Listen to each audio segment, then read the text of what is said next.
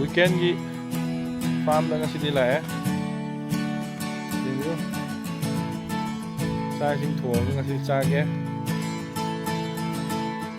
Hi everyone, yingbiu sida Ngaprum kong sida koi chai sing thong ga koi weekend gi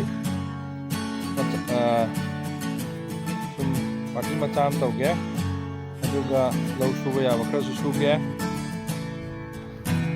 aigi family ki lai farm lai do farm ga koi Ngakha hana pulau itu pagi aduga ada ba di farm ga dina thonga jadi ina lai liba jadi sang sida sa na ba ya sang sida ish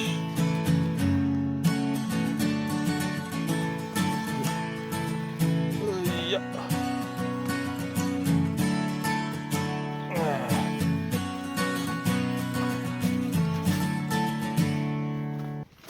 Aisa yore ini thongdu je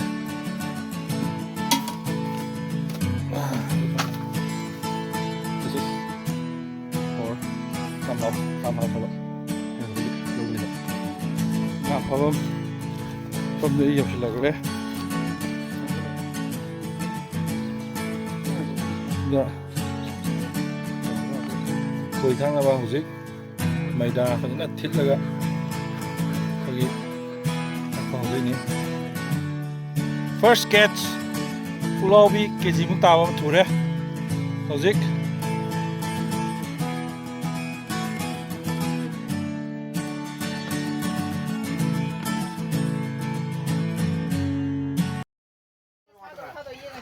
khagi weekend party si loslak pra yengsi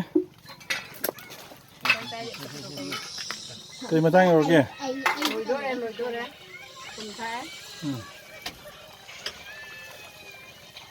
Bazu. Ini bagi farm da sai sing thonga sa bagi. Ngakha uhba. Makan khara sunu yaure. Ataoba mathen amaga tongnomai tawri. Murok ngaga fazana mede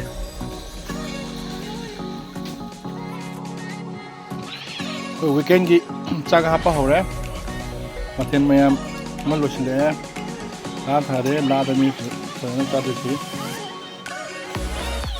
view mathen ma makan hapa kini view Ngakha mathel apa hojare aurni tana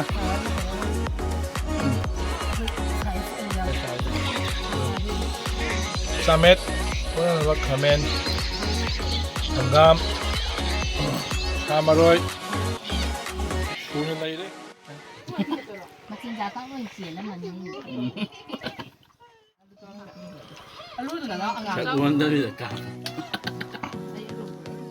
Nasi di matang sida lusinjare weekend party matang amuk na sabada amuk Ataoba episode amaga loina pusok sabang namdagi nasi di bye bye goodbye sayonara yai fari